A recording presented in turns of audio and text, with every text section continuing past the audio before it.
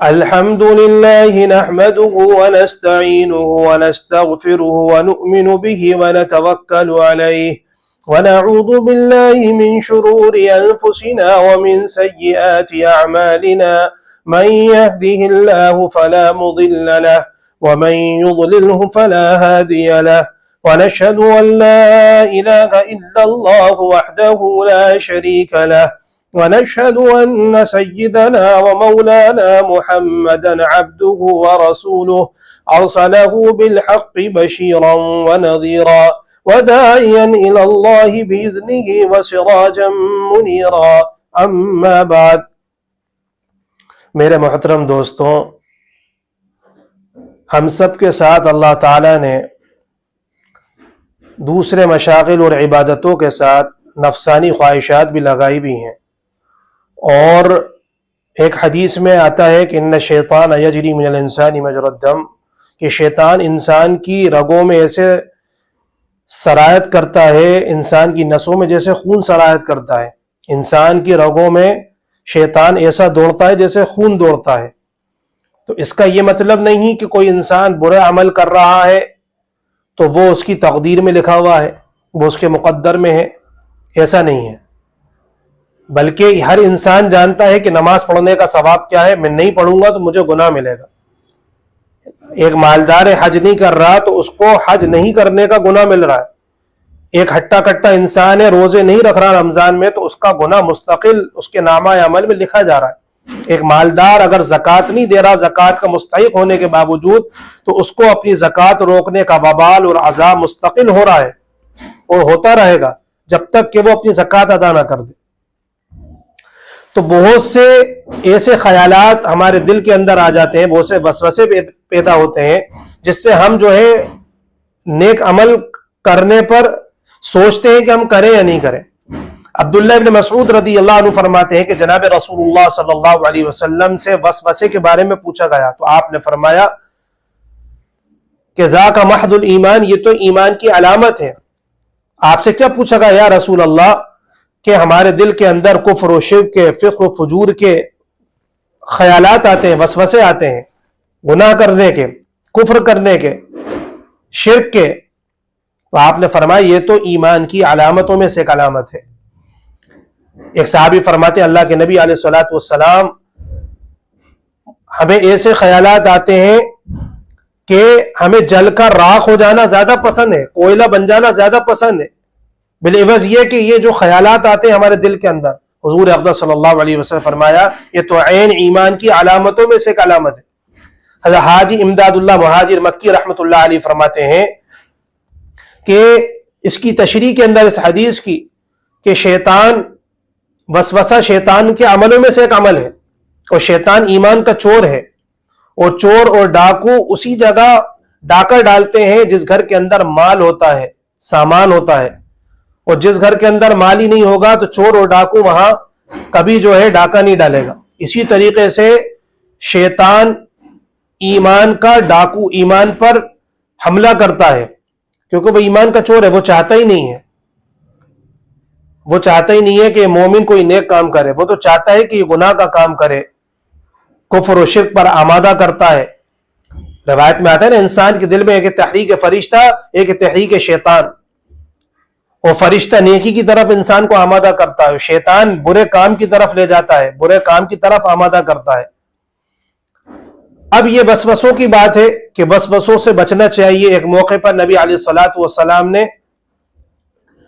کیا فرمایا؟ آپ نے فرمایا الحمدللہ الذی رد کید الشیطان فی الوسوسہ.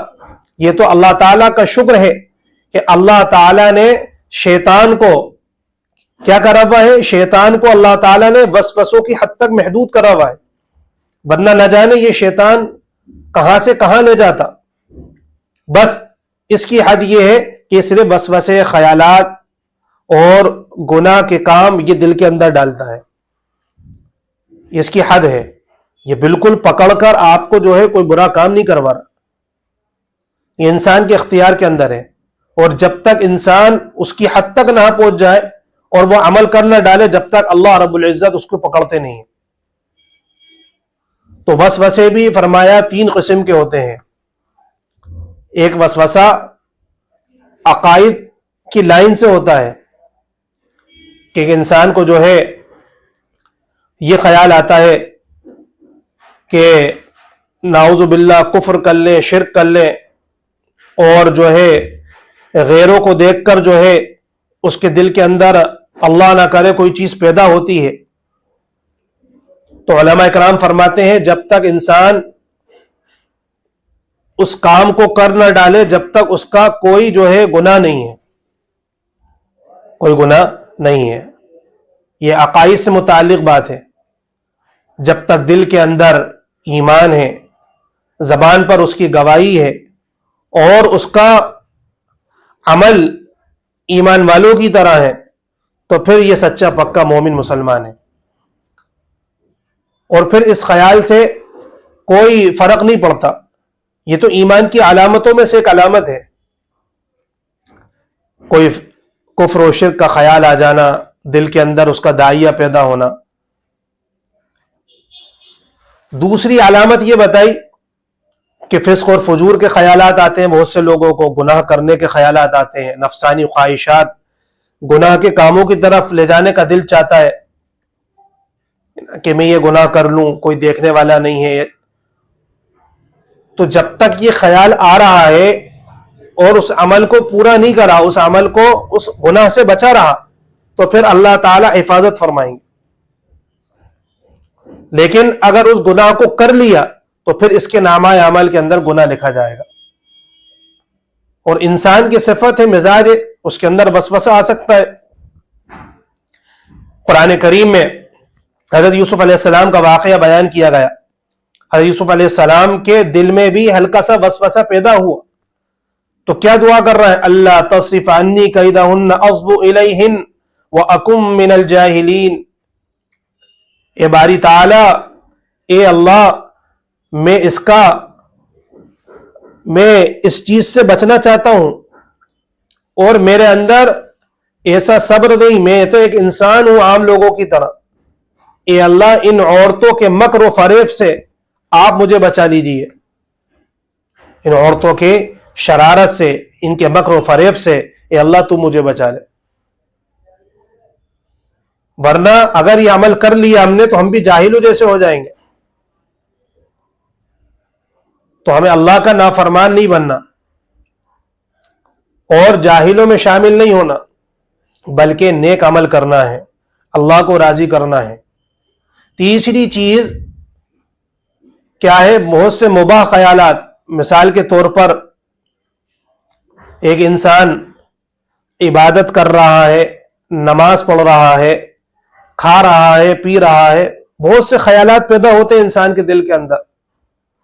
مثلا نماز پڑھ رہا ہے، اب نماز کے اندر کوئی خیال آ گیا، کوئی گناہ کا خیال آ گیا، کوئی فسق و فجور کا خیال آ گیا۔ اب انسان یہ سوچے کہ میں تو نماز نہیں پڑھتا، میں نماز کیوں پڑھوں؟ کیونکہ میری نماز اس لائق نہیں ہے، میری نماز اس لائق نہیں ہے کہ میں جو ہے اللہ کے سامنے جو ہے سجدہ ریز ہو جاؤں یا عبادت کر سکوں۔ تو میرے بھائی دوستو، ایسا نہیں ہے، بلکہ نماز پوری پڑھنا ہے۔ نماز کے اندر کیسا بھی خیال آ جائے، ہمیں نماز کو اللہ اکبر سے لے کر سلام پھیرنے تک بلکہ کوشش کرنا ہے کہ اپنا خیال نماز کے اندر جمائیں۔ امام غزالی رحمۃ اللہ علیہ بڑے بزرگ عالم گزرے، ان کے بھائی بھی تھے، بڑے صوفی تھے، تو ان کے پیچھے نماز نہیں پڑھتے تھے امام غزالی کے۔ لوگوں نے شکایت کری کہ ان کے چھوٹے بھائی امام غزالی کے پیچھے نماز نہیں پڑھتے، تو ان کی والدہ نے بلایا بھائی نماز کیوں نہیں پڑھتے؟ کہا کہ امی جان، یہ جو ہے نماز کے اندر حیض و نفاس کے مسائل کو سوچتے ہیں، اور میں ایسی گندی نماز نہیں پڑھتا، ان کے پیچھے گندی چیزوں کو سوچتے ہیں۔ تو وہ بھی امام غزالی رحمۃ اللہ علیہ کے والدہ تھی، کیا کہنے لگی کہ تم ان کے عیب کو دیکھ رہے ہو، یہ تو حرام کام ہے، نماز کے اندر تم ان کے عیب کے بارے میں سوچ رہے ہو، اور یہ تو پھر بھی جو ہے یعنی عبادت کے بارے میں سوچتے ہیں، کہ نماز کے اندر کسی عبادت کے بارے میں سوچنا یہ گناہ نہیں ہے، لیکن تم تو ایک بڑا گناہ کر رہے ہو۔ پھر ان کی بات سمجھ میں آئی۔ اس لیے علماء کرام فرماتے ہیں کوئی بھی نماز کے اندر نیکی کا اور قرآن کے اندر کسی آیات کا تدبر و تفکر کر رہے ہیں، ہم سوچ رہے ہیں اللہ کی قدرت کی نشانیاں، جیسے صحابہ کرام کے بارے میں آتا ہے کہ صحابہ کرام جب نماز پڑھتے تھے تو اللہ تعالیٰ جنت کی نعمتیں ان کے سامنے کھول دیا کرتے تھے، جہنم کے عذابات ان کے سامنے ہوا کرتے تھے. کیسے صحابہ کرام کی نمازیں تھی. بہت سارے واقعات ہمارے سامنے ہیں. حضرت علی رضی اللہ عنہ کے تیر لگا، لوگوں نے کہا جب یہ نماز پڑھے تو اس وقت یہ تیر نکال لینا. صحابہ کرام کے بہت سے ایسے انہیں تکلیف ہوتی تھی جن چیزوں سے، بیمار ہے، کوئی چوٹ لگ گئی، کہیں زخم ہو گیا، کہیں تیر لگ گیا، تو لوگ یہ کہا کرتے تھے جب یہ نماز پڑھے جب ان کے ساتھ ان کا علاج کرنا، وہ تیر نکال لینا یا اس زخم کو مرہم لگانے کے لیے نماز کے اندر جب یہ عمل کرنا تاکہ ان کو تکلیف نہ ہو. ایک صحابی 27 سال کے بعد لوٹے ہیں، نفل نماز پڑھ رہے ہیں، عشاء کی نماز پڑھنے کھڑے ہوئے، فجر کی اذانیں ہو گئی اور بیوی کہہ رہی ہے کہ میں نے کیا ظلم کیا. غالباً حضرت ابو ریحانہ رضی اللہ عنہ،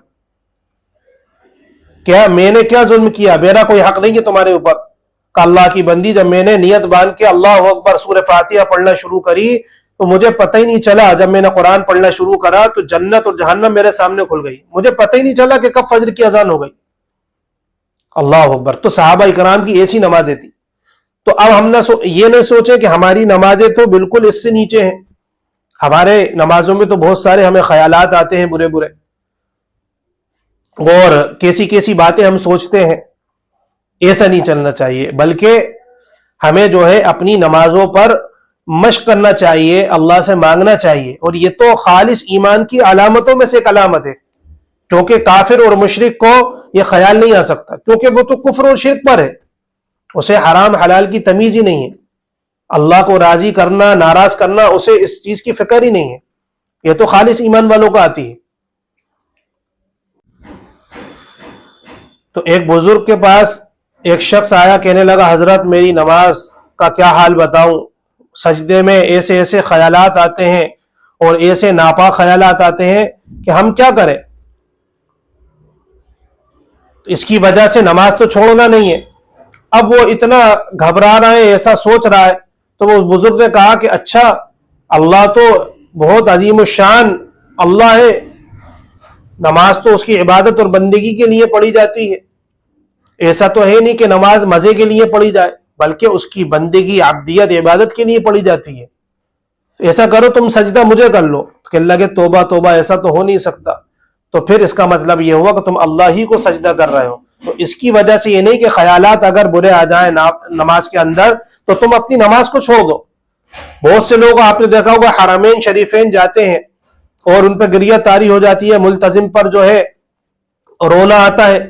اور بہت سے لوگ ہوتے ہیں جن کو نہ کوئی کیفیت بن رہی، نہ رونا آ رہا، تو وہ سمجھتے ہیں کہ ہم مردود ہو گئے، ہم محروم ہو گئے، اور نہ جانے ہم کتنے بڑے گناہگار ہیں کہ نہ ہماری یہاں کیفیت بن رہی حرمین کے اندر بیت اللہ کے سامنے، نہ ہمیں رونا آ رہا. بلکہ ایسا نہیں ہو میرے بھائیوں، نماز بھی پڑھتے ہیں اور بیت اللہ کا طواف بھی کرتے ہیں، حج بھی کرنا ہے، عمرے بھی کرنا، سارے ارکان پورے کرنا ہے، اگرچہ کوئی کیفیت نہ بنے. حضرت تھانوی رحمۃ اللہ علیہ نے فرمایا نا کہ عمل بس شرط یہ ہے کہ رسول اللہ صلی اللہ علیہ وسلم کے طریقے پہ ہو، چاہے زندگی تمہاری اس میں نکل جائے، لیکن بشرط ہے کہ صراط مستقیم کے ساتھ ہو. قرآن اور شریعت حدیث کی روشنی کے اندر اگر عمل ہوگا، اب اس میں کیفیت بنے نہیں بنے، بھلے خیالات آتے رہیں، ہم عمل کے مکلف ہیں، خیالات کے مکلف نہیں ہیں. تو ہمیں عمل کر کے دکھانا ہے اور صحیح عمل کرنا ہے، تو اللہ رب العزت پھر ہماری عبادتوں کو قبول کریں گے، ہماری عبادتوں کو قبول کریں گے. اور ہماری دھیرے دھیرے جب ہم کچھ پڑھتے رہیں گے، کرتے رہیں گے، تو کیفیت بنتی رہے گی. ورنہ اگر ہمارا حال یہ کہ ہماری نمازیں خوب اچھی ہو جائیں، خشوع خضوع والی، اللہ سے ڈرنے والی، اور بہت ساری کیفیت ہو جائے تو اللہ کی نعمت ہے. ورنہ ایک شخص نے نماز پڑھی، ایک جولاہے نے، اور نماز پڑھ کے خوب اچھی نماز پڑھی اور بیٹھ گیا اس انتظار میں کہ میرے اوپر وحی آ جائے. نعوذ باللہ اگر ایسے ہی ہونے لگتا تو نہ جانے کتنے لوگ العیاذ باللہ مہدی کا دعویٰ کر دیں، نہ جانے کن کن چیزوں کا دعویٰ کر دیں.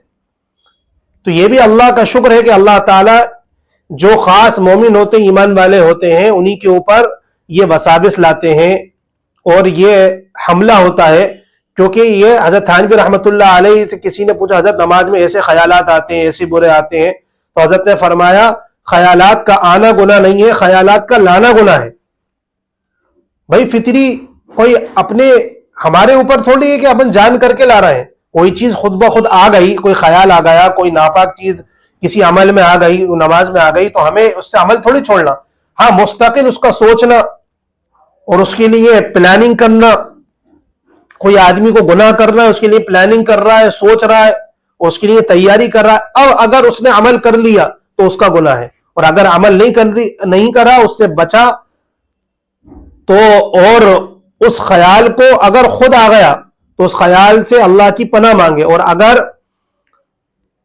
اگر خود نہیں آیا بلکہ خود سوچ رہا ہے، مستقل پلاننگ کر رہا ہے، تو یہ مستقل ایک گناہ ہے. ایک حدیث میں نبی کریم صلی اللہ علیہ وسلم نے ارشاد فرمایا نا کہ ایک آدمی نیکی کی طرف چلتا ہے، نیکی کی طرف بڑھتا ہے، نیک کام کرتا ہے، اور اس کی نیت یہ ہوتی ہے کہ میرے پاس مال آئے گا تو میں بہت سارا صدقہ کروں گا، اور اگر کوئی جنگ ہو رہی ہوگی تو میں شہید ہو جاؤں گا اس میں جا کر. اگر ایسا اس نے نہیں بھی کرا تو اللہ اس کو ثواب عطا فرماتے رہتے ہیں صرف اس کی نیت پر. سبحان اللہ. اور اگر اس کے دل میں کوئی گناہ کا خیال آیا، کوئی گناہ کا سوچ رہا ہے، کوئی خیال خود آ گیا اور سب کچھ کر رہا ہے، تو اس کی وجہ سے اس کے نامہ اعمال میں گناہ لکھا نہیں گیا جب تک کہ وہ کام کو کر نہ ڈالے، اس گناہ کو کر نہ لے. یعنی نیکی کی نیت پر بھی اللہ ثواب دے رہا ہے، نیکی کے سوچنے پر، نیکی کے کرنے پر، لیکن گناہ کے سوچنے پر، گناہ کے کرنے پر نہیں دے رہا ہے. کیسا حساب ہے اللہ رب العزت کا میرے بھائیوں. تو حضور اقدس صلی اللہ علیہ وسلم نے میرے بھائیوں بڑے یعنی اچھی چیز ہمیں سمجھائی، اور بڑے اچھے انداز کے اندر ہمیں بتایا.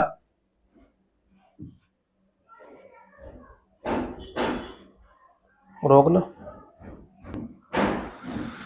ایک بزرگ نے بڑی اچھی مثال دی اور فرمایا ایک شخص ریٹائرڈ ہو چکا ہے اور دیندار ہے، نماز بھی خوب خشوع خضوع سے پڑھتا ہے، سنت نوافل بھی پڑھتا ہے، حج بھی کر رہا ہے، عمرے بھی کر رہا ہے، اور خوب اچھے سے وضو کر رہا ہے، اسے کوئی فکر نہیں ہے، کوئی ٹینشن نہیں ہے، مسجد میں بھی جلدی آتا ہے، سنتوں کا اہتمام کرتا ہے، نوافل کا اہتمام کرتا ہے، امام کے پیچھے نماز پڑھتا ہے. یہ بھی اللہ کا شکر ہے، اللہ کی طرف سے نعمت، ایک مثال ہے. اور ایک دوسرا شخص ہے کہ اس کے گراہک کھڑے ہیں، ٹھیلا ڈھکا رہا ہے، اور بیوی بچوں کی معیشت، ان کی روزی روٹی کے لیے انتظام کر رہا ہے، سب کچھ ہے. اب بھاگتے بھاگتے آتا ہے، نہ سنت پڑھ پاتا، نہ کچھ وضو کرا اور نماز پڑھی. تو بظاہر اب یہ دیکھنا ہے کہ کس کی نماز زیادہ فضیلت والی ہے. ظاہر میں تو نظر آتا ہے کہ یہ شخص جو ریٹائرڈ ہو گیا، اس کے اوپر کوئی ذمہ داری نہیں ہے، اب یہ نیک عمل کر رہا ہے، تو اس کی نماز زیادہ وزنی ہونی چاہیے، اس کی نماز زیادہ اچھی ہونی چاہیے. لیکن علماء اکرام فرماتے ہیں کہ یہ جو شخص ہے، یہ تو اللہ کی طرف سے نعمت ہے، اور انسان کو نیک عمل تو کرتے رہنا چاہیے، بھلے ہی اللہ نے فارغ کرا نہیں کرا. لیکن جو شخص مشغول ہے، جو اپنی محنت کر کے حلال کما رہا ہے، بیوی بچوں کے لیے محنت کر رہا ہے، گراہک کھڑے ہیں، ان کا سوچ رہا ہے، نماز کے اندر خیال آ رہا ہے، سب کچھ ہو رہا ہے، تو اب فرمایا کہ یہ اس شخص سے بہتر ہے جس کے دل کے اندر مشاغل نہیں ہے، ٹینشنیں نہیں ہیں. اس سے بہتر فرمایا پھر یہ ہے، کیونکہ یہ ساری ذمہ داریوں کے ساتھ اللہ کے حکم کو پورا کر رہا ہے اور کوشش کر رہا ہے. تو اس کا درجہ، اس کا مقام بڑا ہوا ہے بالعوض اس شخص کے بالمقابل. تو حضور اقدس صلی اللہ علیہ وسلم نے ہمیں اس بات کی تعلیم دی ہے کہ ہمیں ان وسوسوں سے بچنا ہے، ہمیں ان وسوسوں سے بچنا ہے. اس کے لیے آپ نے بڑی پیاری دعا تلقین فرمائی اور بڑی پیاری دعا سکھائی. اللہم اجعل وساوس قلبی خشیتک وذکرک واجعل ہمتی ہوایا فیما تحب وترضی. اے اللہ، جو میرے دل میں خیالات آتے ہیں، برے خیالات وسوسے آتے ہیں، اللہ تو اس کو خوف اور خشیت سے بدل دے. سبحان اللہ. کتنی پیاری دعا، کتنی جامع دعا نبی علیہ الصلوۃ والسلام ہمیں سکھا کے گئے کہ ہمارے برے خیالات کو بھی تو نیکی سے بدل دے، اللہ تیری خوف اور خشیت سے بدل دے. اللہ اکبر.